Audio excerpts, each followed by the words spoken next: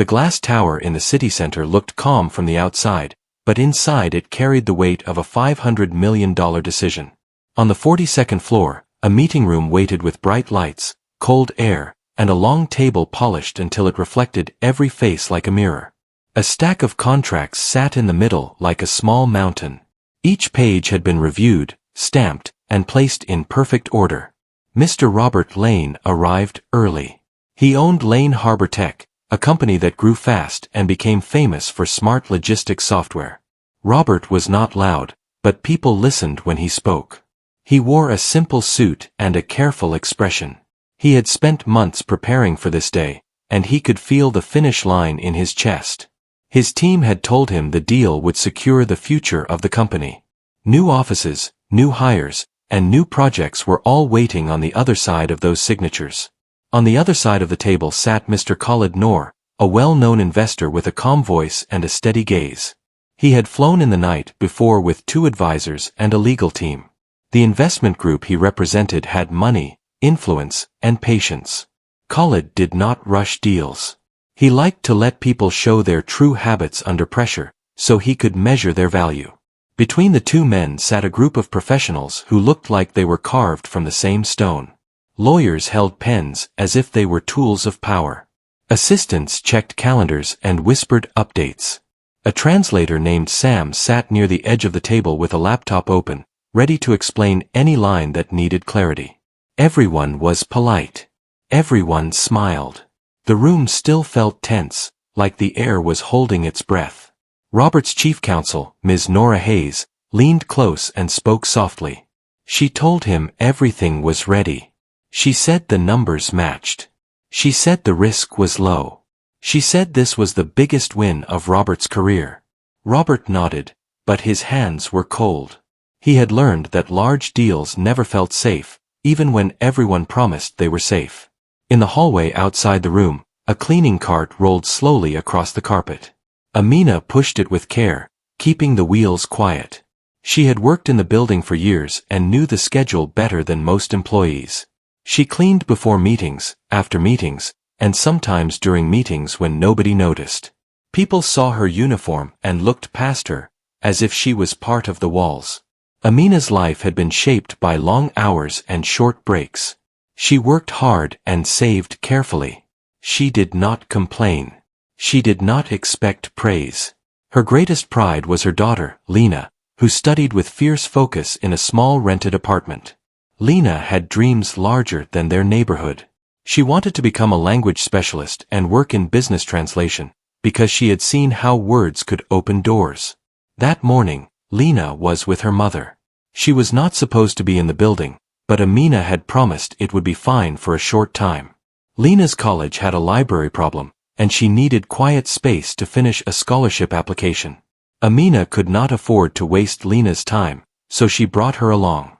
Lena wore plain clothes and carried a small notebook, a pen, and a folder full of printed forms.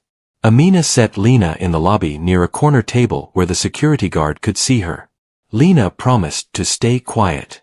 She promised not to wander. She promised to work fast. Amina believed her, because Lena always kept her promises. Lena sat with her notebook open and tried to focus on her writing. She wrote about goals and education. She wrote about family sacrifice and hope. She tried to make her words sound strong, but her thoughts drifted. She looked at people walking by in expensive clothes, speaking in confident tones. She wondered what their lives felt like.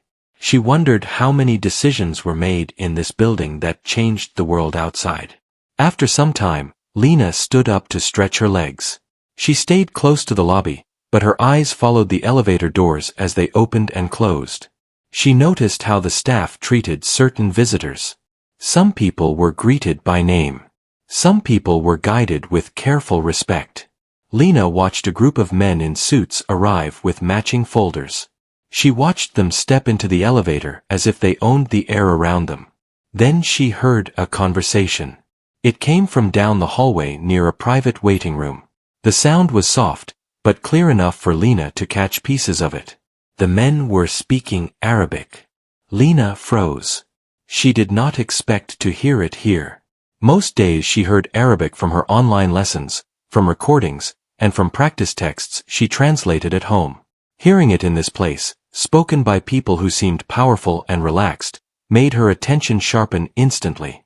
Lena did not understand every word, but she understood more than most would guess. She had worked for 2 years on the language, not just the common phrases but the structures that appeared in contracts. She had used business documents to practice, because she believed real careers lived in real text. One phrase struck her like a cold splash of water. It was a legal phrase, not a casual one. She had seen it in a sample agreement online. Another phrase followed, and it did not sound friendly. The tone of the speaker was not joking. It sounded like planning. It sounded like confidence built on hidden details. Lena's stomach tightened. She looked around to see if anyone else noticed. The guard did not react. The receptionist did not react. People in the lobby were focused on their own lives. Lena realized that even if the words were dangerous, nobody would hear them, because nobody expected danger to arrive as a sentence. Amina returned from cleaning a nearby hallway and saw Lena standing still. Amina's eyes asked a question without speaking. Lena gave a small shake of her head, as if to say not now. Amina frowned, then returned to her cart. She had learned not to draw attention in places like this. Upstairs, the meeting room grew warmer with expectation. Robert's team laid out the final copies. Khalid's team arranged their pens. Sam, the translator, began summarizing the final sections. He spoke clearly and calmly, explaining that the investment would come in stages and that the partnership would expand into new markets. Robert listened carefully. Everything sounded clean. Everything sounded reasonable. Still, Robert noticed small things that made him uneasy. Khalid's lead lawyer did not smile with the others. He watched Robert like he was counting his breaths. Khalid himself stayed polite, but he did not relax. Robert had met people like that before. They were the kind who waited for the last second to show the true shape of a deal. Nora, Robert's counsel, turned pages with a steady hand. She had reviewed the contract for weeks. She had negotiated clauses and crossed out lines. She believed they had protected Robert's company from major risk.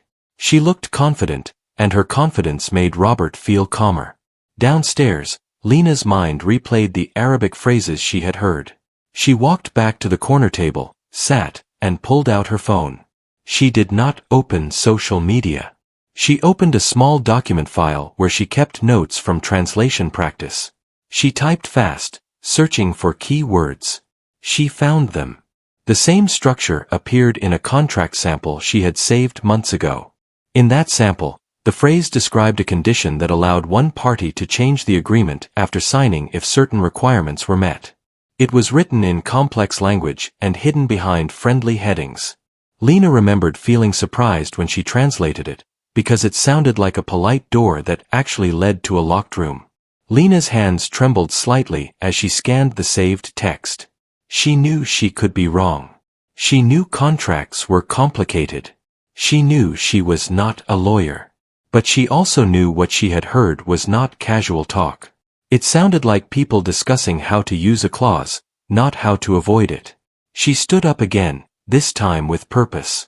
She moved toward the elevators, then stopped. Security rules were strict. She could not just walk upstairs. She was not an employee. She was not invited. She was just the daughter of a cleaner. The building was full of doors that opened for some people and stayed closed for others. Lena looked for her mother. She spotted Amina near a hallway that led toward the meeting rooms. Amina was wiping a glass wall near a small conference area used for overflow seating. Lena approached carefully. Amina saw her and immediately looked concerned. Amina whispered and asked what was wrong. Lena took a breath and spoke quietly. She said she heard men speaking Arabic. She said she recognized legal language. She said she believed the deal upstairs might include hidden terms. Amina's face changed. She did not know Arabic well, but she knew the look of fear in her daughter's eyes. Amina told Lena to stay calm. She told her not to accuse anyone. She told her this was not their world. Lena's voice stayed steady, but her words came fast. She said if something bad happened, it could affect many people, including workers like Amina. Lena said big deals could lead to layoffs when they went wrong. Lena said she could not ignore what she heard. Amina swallowed hard. She had seen companies change hands.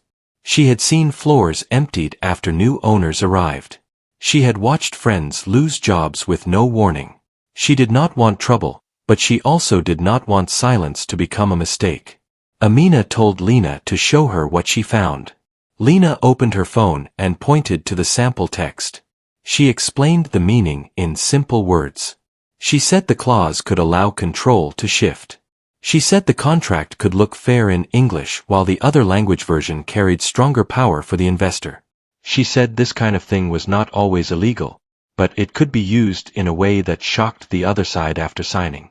Amina felt her throat tighten. She did not want to believe it.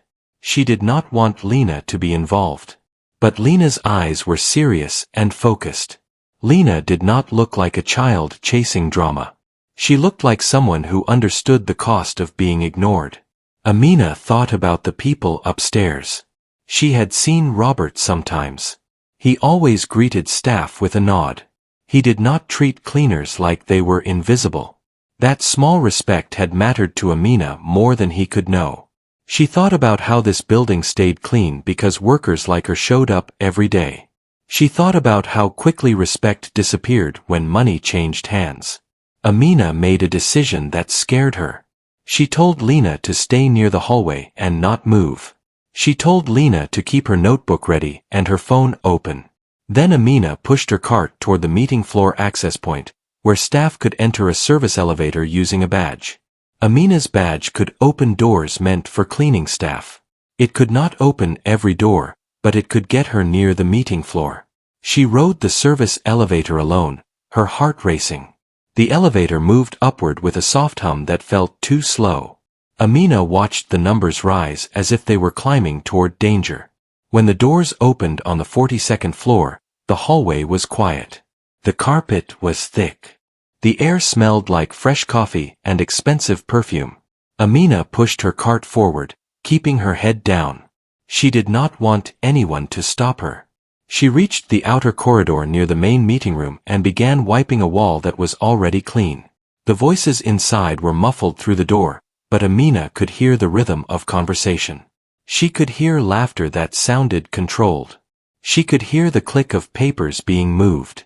She could hear a calm voice that belonged to a man used to winning. Amina looked at the door and hesitated. If she knocked, she could be fired. If she stayed silent, she might watch something unfair happen. Her hands shook as she held the cloth against the glass. She tried to think of a safe reason to interrupt, something that would not sound like an accusation. Inside, Sam the translator finished his summary and looked at both sides. He said everything was ready. He said the signing could begin. Robert leaned forward, ready to end months of pressure. Nora placed the pen closer to him. Khalid's lawyer opened a folder and slid a final sheet into place, as if he was placing the last piece in a puzzle. At that exact moment, Amina heard a phrase through the door that made her blood run cold, even though she did not understand the words. It was the tone that scared her. It was the certainty. It sounded like someone saying the game was already decided. Amina took a step forward. Her breath caught. She raised her hand toward the door. Then she stopped, because another sound reached her from behind. A soft, quick set of footsteps. Amina turned and saw Lena at the end of the hallway, holding her notebook like a shield. Lena should not have been there. Lena had followed her, using the stairs and moving quietly. Lena's face was pale, but her eyes were steady. She shook her head slightly, as if to say there was no time to be careful anymore. Amina wanted to send her back, but Lena stepped closer and whispered one sentence that changed everything.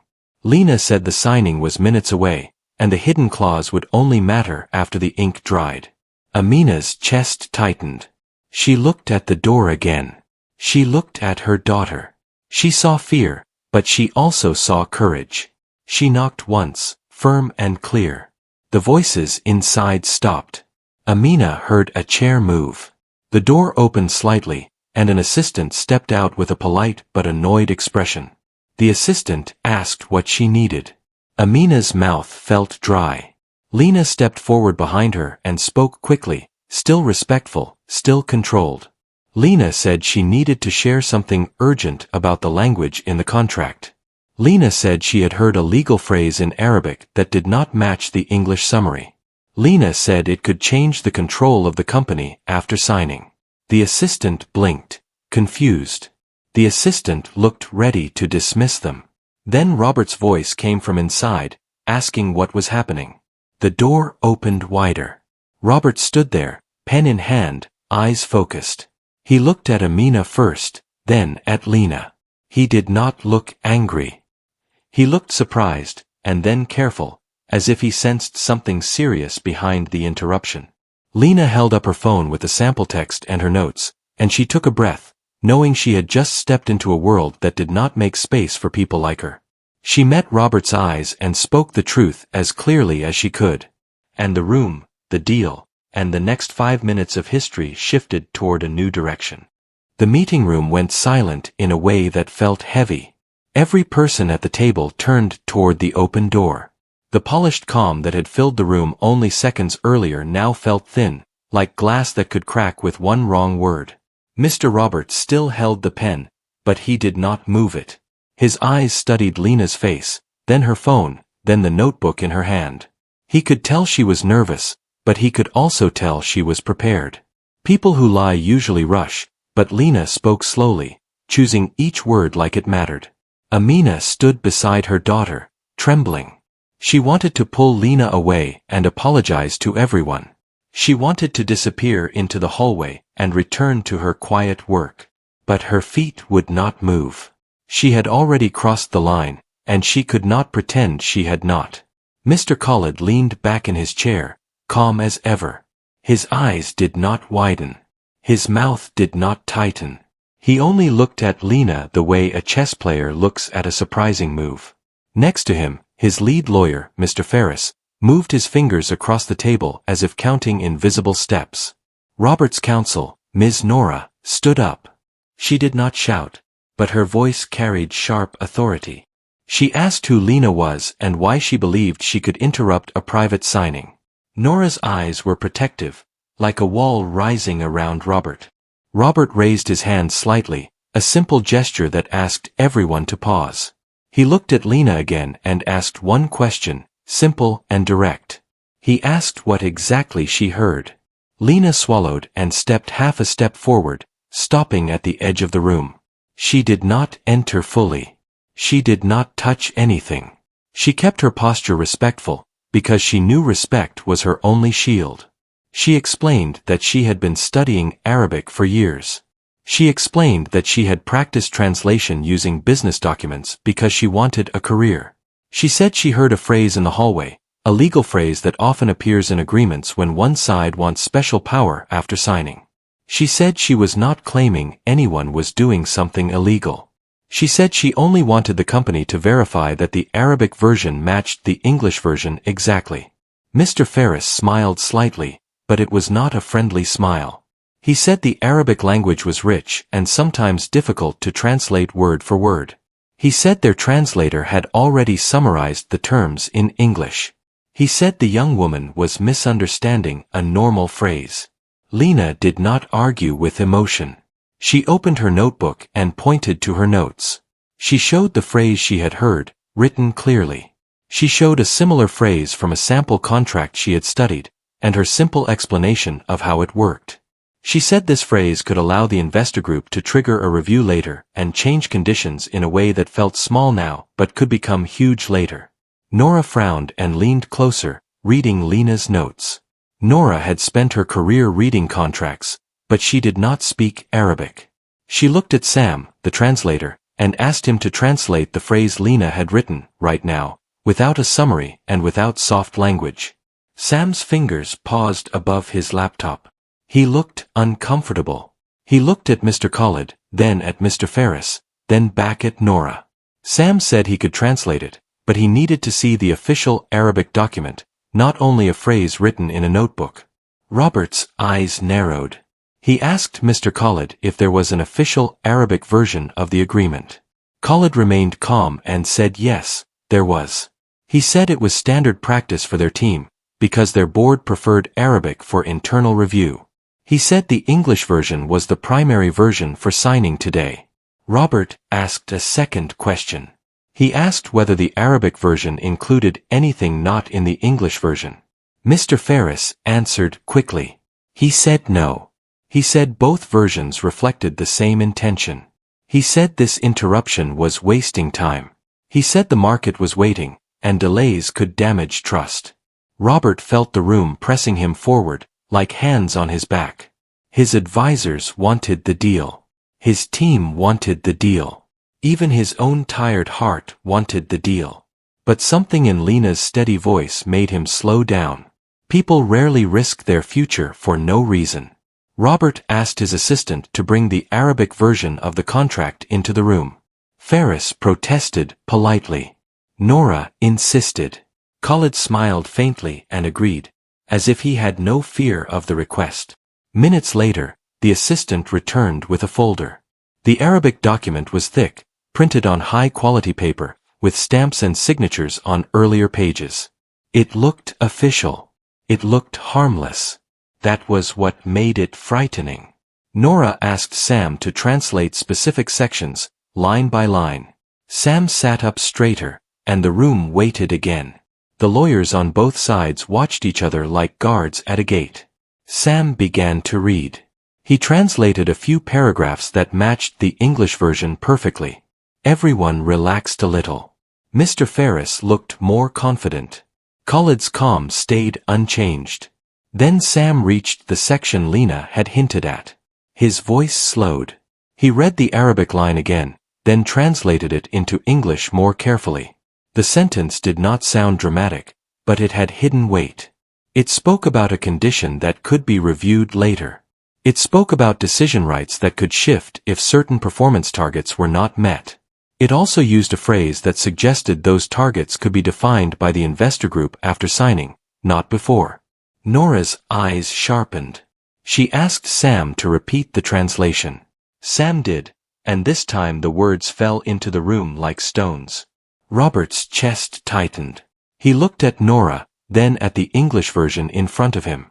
The English version mentioned performance targets too, but it described them as mutual and fixed, not flexible. It said both sides would agree on the terms in writing. The Arabic line did not say it the same way. Lena watched their faces change. She did not smile. She did not feel proud. She only felt a deep sadness that this was even possible. Mr. Ferris leaned forward and spoke smoothly. He said this was a normal safety clause. He said investors needed protection. He said the English version already included the same idea, only written differently. He said the young woman's dramatic interpretation was causing confusion. Nora did not respond with anger. She responded with precision. She asked one of Khalid's lawyers to explain why the Arabic clause gave one side more control than the English clause. She asked why the two versions were not identical if they were meant to be equal. Khalid lifted his hand, stopping his team from speaking. He looked at Robert and spoke in a calm voice. He said they respected Robert's company. He said they admired Robert's growth. He said they had no desire to harm anyone. He said the clause was meant to avoid risk if market conditions changed. Robert asked why that clause was not written the same way in English. Khalid's smile remained, but his eyes became colder. He said because English contracts were often signed quickly, and people preferred simple language. He said Arabic contracts were more detailed. He said detail was not a trap. He said detail was wisdom. Robert did not like the word trap, and he noticed Khalid did not deny it directly. Khalid simply shaped it into something else. Nora asked for a recess, a short break to review the documents. Ferris objected again, saying the schedule was tight. Robert ignored the objection and stood up. He said they would take 10 minutes, no more. His voice was calm but firm. It was the voice of a man finally choosing caution over pressure. The room broke into small groups. Robert walked to the side window with Nora and 2 advisors. The city below looked small, but the consequences felt huge. Robert asked Nora if this could change control of his company later. Nora said yes, depending on how it was used. Nora said the clause was written in a way that could create leverage. Nora said it could force Robert's company to accept new terms under pressure. Nora said it was not proof of bad intent, but it was dangerous. Robert asked why they did not catch it earlier. Nora admitted the truth. There was no Arabic version during most of the negotiation. It appeared only at the end. She said it was presented as internal paperwork. She said they assumed the English version was the main one. She said it was their mistake. Robert closed his eyes for a moment. He thought about his employees. He thought about their families. He thought about the trust people placed in him. He thought about how one signature could pull everything into a storm. Across the room, Khalid spoke quietly with Ferris.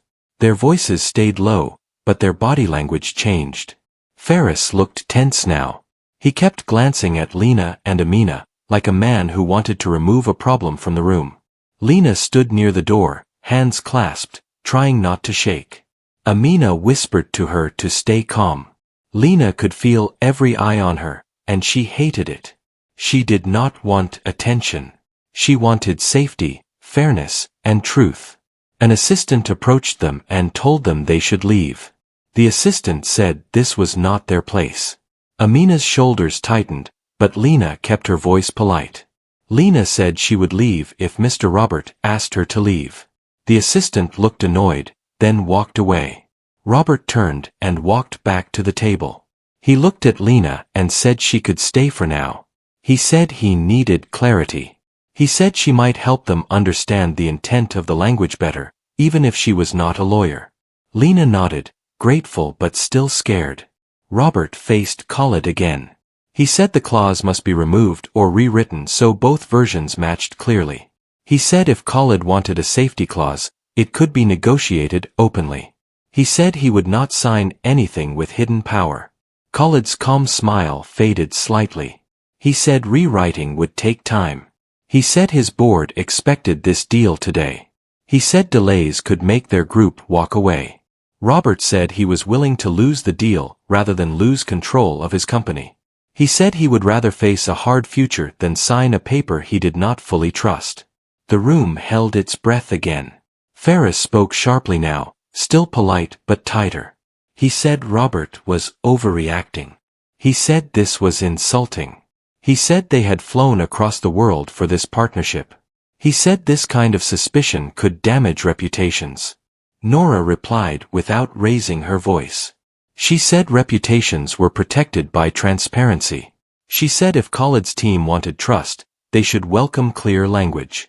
She said a $500 million deal should not depend on a translation shadow. Khalid looked at Lena again. He asked her calmly if she believed his team was trying to trick Robert. Lena's throat tightened, but she answered carefully. She said she could not judge intention. She said she could only judge words. She said the words did not match, and that mismatch created risk. She said risk should be corrected, not ignored. Khalid leaned back. For the first time, he looked truly annoyed, though he still controlled it. He asked for his phone and stepped slightly away from the table. He spoke quietly to someone, likely his board or a senior partner. During that call, Robert watched him closely. Robert began to understand something important. Khalid was not only negotiating a deal. He was testing power. He was watching how easily Robert could be pushed. The clause was not only about protection. It was about control. Khalid ended his call and returned to the table. His expression was calm again, but his voice carried a new edge. He said he would agree to rewrite the clause, but only if Robert accepted a different condition. He said the investment amount would stay the same, but the timeline for the first payment would change. He said it would be slower. He said trust had been shaken, so risk had increased. Nora leaned toward Robert and whispered, She said this was a pressure move. She said they were trying to punish Robert for noticing the mismatch. Robert stared at the contract. He felt anger rise, but he controlled it. He reminded himself that anger was what pressure wanted. He looked at Lena. Her eyes were steady, but her hands were tight around her notebook. Robert made another decision. He said if Khalid's team wanted to change the payment timeline, they could. But only if the rewritten contract included strict protections for his company, including clear performance targets defined now, not later. He said every language version must match line by line. He said the final document would be reviewed by an independent certified translator chosen by Robert's team, not by Khalid's. Ferris looked like he wanted to speak, but Khalid raised his hand again. Khalid watched Robert for a long moment. Then he smiled slightly, as if he respected the resistance. He said Robert was more careful than he expected. Robert did not respond to the compliment. He simply waited.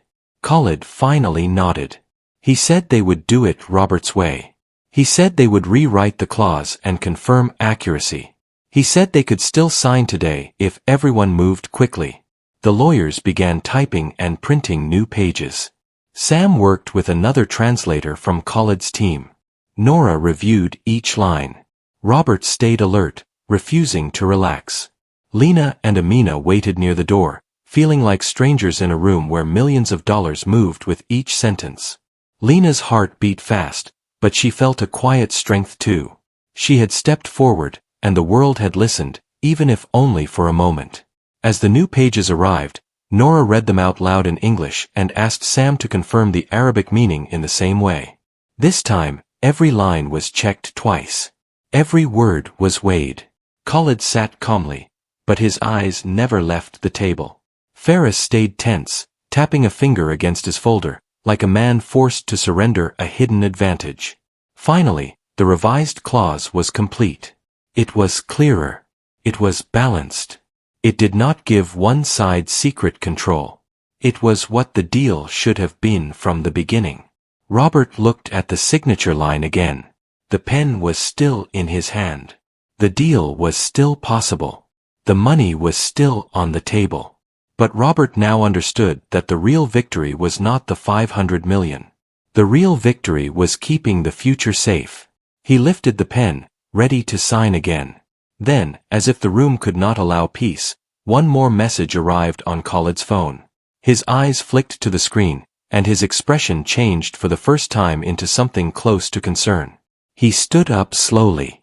And he said one sentence that made every person in the room stop breathing again. He said the board had new instructions, and the deal might not be the same anymore. The room felt colder after Mr. Khalid spoke. Everyone stared at him, trying to understand what his words truly meant. The papers were ready. The clause had been rewritten. The pens were still on the table. Yet one message on a phone had changed the air like a storm cloud sliding over the sun. Mr. Robert did not panic. He had built his company by staying calm when others lost control. He placed the pen down slowly and looked at Khalid with steady eyes. He asked what the board wanted now. Khalid held his phone in his hand but did not show the screen. His face stayed polite, but his confidence was not as smooth as before. He said the board wanted a final condition. He said they wanted a separate paper added, something small, something quick. He said it was only to confirm commitment. He said it was normal in their process. Ms. Nora's expression turned sharp again. She had seen this trick in other forms. When a big agreement becomes clear and fair, some people try to add a side paper that changes the whole game. Nora asked to see the new condition in writing. She said no words would be accepted without paper. Ferris, the lead lawyer, looked irritated. He said the condition would not change the main contract. He said it was only a supporting confirmation. He said if Robert trusted them, he should not worry. Robert did not answer the pressure. He simply repeated what Nora already believed. He said he would only sign what he could read and verify. He said there would be no side paper that avoided review. Khalid sighed softly, like a man who was tired of repeating himself. He signaled to Ferris, who opened his folder and pulled out a single sheet. The paper looked simple. It had a title, a few lines, and a place for signature. Ferris slid it across the table. Nora did not touch it. She asked for a digital copy. She asked for time. She asked for the same translation standards used on the main contract. She asked for an independent translator again. Ferris tried to smile, but it looked forced now. He said the board did not have time. He said their plane schedule was tight. He said the market was moving quickly, and delays could make them lose interest. He said Robert could take it or leave it. Robert looked at the single sheet without reaching for it. He asked Sam to translate it. Sam took the page carefully. He read the Arabic line at the top, then the English lines beneath. He paused again, the same kind of pause that had warned them before. Sam began translating slowly. The paper claimed it was only a confirmation. But the language was broad. It spoke about commitment, cooperation, and future adjustments. It had one phrase that stood out. It said that if any misunderstanding occurred, the investor group's interpretation would be preferred, because it matched their internal policy. Nora's eyes narrowed. She asked Sam to repeat that line. Sam did, and the meaning became clearer. This paper did not directly steal control, but it created a path for pressure later. It could be used to argue that Khalid's team had the final say in disputes, even if the main contract was balanced. Robert exhaled slowly. He looked at Khalid and said no. He said the main deal could be signed if both sides agreed to the fair document. But he would not sign a second paper that changed the balance. Khalid's eyes hardened. He did not raise his voice, but his politeness became colder.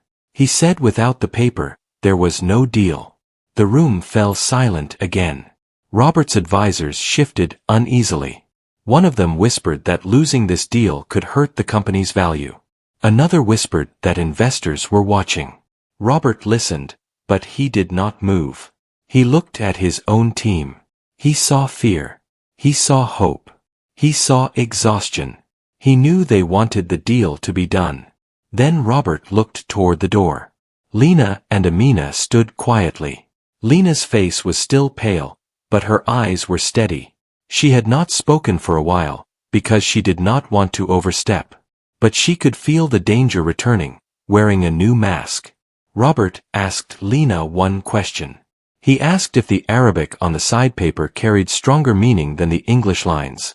Lena stepped forward a little, careful not to touch the table. She asked Sam if she could see the Arabic text for one moment. Sam looked at Nora first. Nora nodded, because she understood that Lena's instincts had already protected them once. Lena read the Arabic lines quietly. Her lips did not move. Her eyes scanned each phrase. She then looked up and explained in simple words what she saw. She said the English version sounded like a friendly support letter. But the Arabic phrasing sounded like a promise to accept the investor group's judgment in future disagreements. She said it could weaken Robert's rights later, even if it did not look like that today. Ferris quickly said she was not qualified. He said she was a student. He said she was creating drama. He said the company should not listen to a cleaner's daughter about international contracts. Nora's voice became ice. She said they were not listening to Lena as a lawyer. They were listening to her as a language reader who had caught 2 mismatches already. Nora said if Ferris wanted trust, he should allow independent translation. Khalid stared at Robert. He said Robert had a choice. Sign the side paper, or lose everything. He said the board would not bend again. Robert's heart beat hard, but his face stayed calm. He had reached a point where the money did not look like money anymore. It looked like a chain. A chain can be covered in gold and still hold you down. Robert stood up and pushed his chair back slowly. He said there would be no deal on those terms. He said he would not risk his company and his people. He said he respected Khalid's time, and he wished him safe travel. He said the meeting was over. For a moment, nobody moved. The shock was visible on Robert's advisors' faces. Nora watched Robert like she was measuring his courage, then she nodded with quiet approval. Sam sat still, as if he could not believe the deal had ended like this. Khalid's expression turned blank. He closed his folder slowly, like a man sealing a decision. He stood up and adjusted his jacket. Ferris gathered the papers with sharp movements, angry but controlled. Khalid turned to Robert and spoke one last time. He said Robert would regret this. He said the market was not kind to stubborn people. He said other investors would hear about this decision. Robert answered calmly. He said he could live with regret better than he could live with betrayal. Khalid left the room with his team. The door closed behind them. The silence that remained felt louder than any argument. Robert sat down again, not because he felt weak, but because the moment had drained him. Nora placed a hand on the table and reminded everyone to breathe. She told Robert that he made the right choice. She told him a bad deal was worse than no deal. Robert nodded slowly. He looked around at his team and saw their mixed emotions. Some looked disappointed. Some looked relieved. Some looked confused. Robert told them they would regroup. He told them they would find other paths. He told them the company would survive without this money, even if it became harder. Then Robert looked at Lena and Amina again. He stood and walked toward them. His steps were slow and thoughtful. He stopped in front of Amina first. He thanked her for knocking. He said she had risked her job. Amina's eyes filled with tears, but she held them back. She said she only wanted to do the right thing. Robert then faced Lena. He asked her to come into the room fully now. Lena stepped inside, still careful. Robert said her courage had protected more than his company. It had protected the jobs of hundreds of people who depended on the company. Lena's hands shook slightly, but she nodded. Nora asked Lena how she had learned Arabic so well. Lena explained her late nights, her online lessons, and her practice documents. She explained that she wanted a future where language skill could lift her family higher. She admitted she was not perfect, but she said she was serious. Robert listened closely. A new idea formed in his mind, not as charity, but as logic. He needed people who could see what others missed. He needed eyes that noticed details. He needed talent that did not come from expensive offices only. Robert told Lena something that made her blink in disbelief. He said he wanted to offer her a paid internship with the company's legal and translation review team. He said she would not replace certified professionals, but she would learn and support them. He said he would also sponsor her certification training if she stayed committed. He said this offer was based on merit, not pity. Amina covered her mouth with her hand. Her knees felt weak. She had worked her whole life hoping her daughter would get a chance like this. She never expected it to happen in a hallway outside a meeting room. Lena's eyes became wet, but she did not cry openly. She thanked Robert with a steady voice. She said she would work hard. She said she would not waste the trust. Robert told Nora to arrange the internship properly and legally. He said Lena's role would be official. He said Amina's job would be protected. He said nobody would punish them for telling the truth. Nora nodded and smiled for the first time that day. She said this was how trust should work. She said courage should be rewarded, not crushed. Later that evening, word spread quietly through the company that the massive deal had been stopped at the last moment. People did not know all details, but they felt the tension in the halls.